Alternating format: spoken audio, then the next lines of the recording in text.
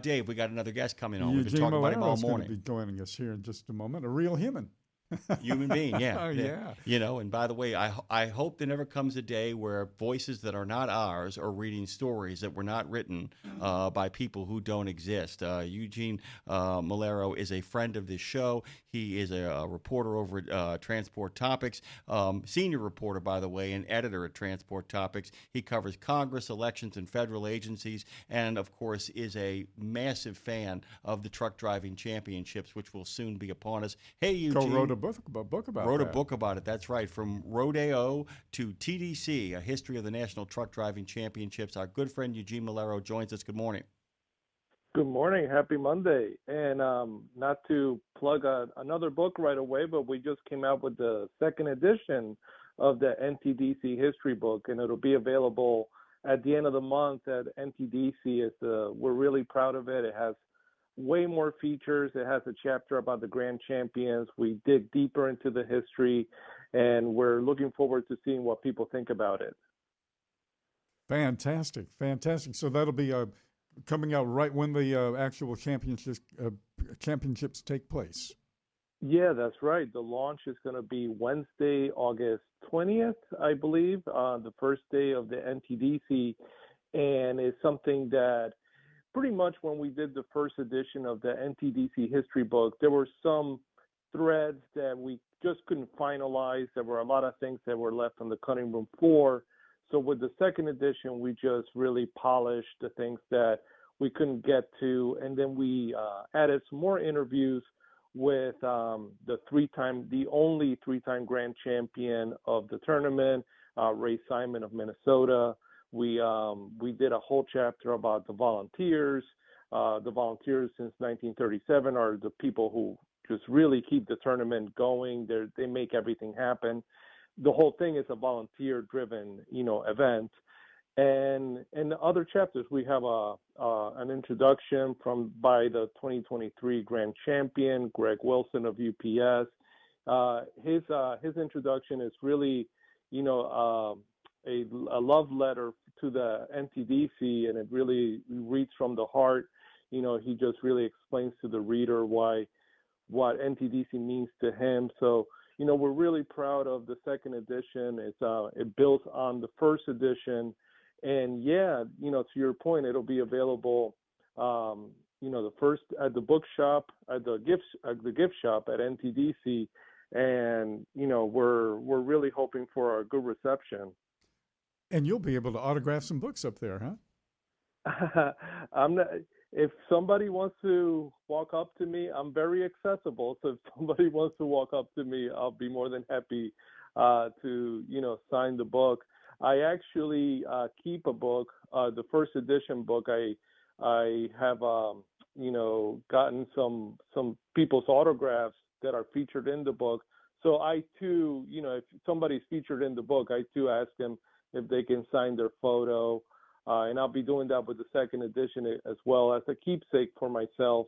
But yeah, and myself and I co-wrote it with Jacob Pierce of American Trucking Associations, who's the NTDC chief organizer, and he too is really promoting the book, and we're gonna do a talk with people at NTDC about the book, some kind of like a soft launch of this second edition book, and then immediately after the event concludes on August 23rd, so August 24th, it'll be available on the NTDC website, the second edition of the history book. We're going to talk about Senator Shelley Capito's proposal about permitting reform. You wrote an article for Transport Topics last week. But listen, Eugene, I've just got to get this in here. You wrote an article about the America Drives Act, and I got to tell you, man, you must have thought this was hilarious as I did. The Autonomous Mobility Ensuring Regulation, Innovation, Commerce, and Advancement Driving Reliability in Vehicle Efficiency and Safety, or America Drives Act. That's got to be an award winner. That's up there. those acronyms really come from a low-level staffer in the members of Congress office. So that staffer spent a nice, several weeks coming up with that acronym. They really earned their money. But yeah, that's a long one. I've seen some longer ones, from covering Congress, but that definitely is up there.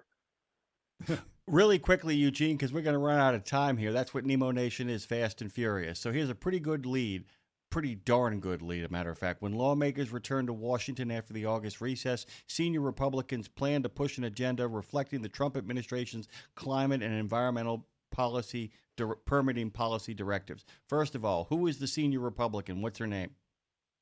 Yeah, so that is Senator Shelley Moore Capito. She's from West Virginia. She's the chairwoman of the Transportation Committee and the Senate. And then Jimmy's basically the senior, her with Ted Cruz of Texas and Senator John Thune, the majority leader in the Senate. They're really going to hit the ground running to replicate what the Trump administration is doing at EPA, DOT, and other agencies.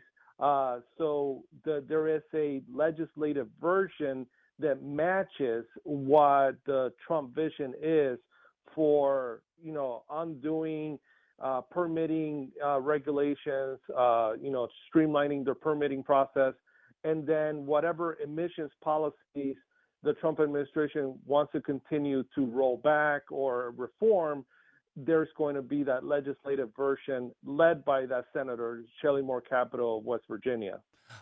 Really quickly, by the way, they're really working against the clock here as well, because while you might be able to gerrymander Texas for the House, you can't gerrymander Senate seats, and the ones that are in play are actually in the U.S. Senate. There's the place where the flip might occur without the ability to kind of slow that down. So they really are trying to work in an awful hurry here, aren't they, to make sure they get this done in case they lose the Senate, correctly? That's absolutely right.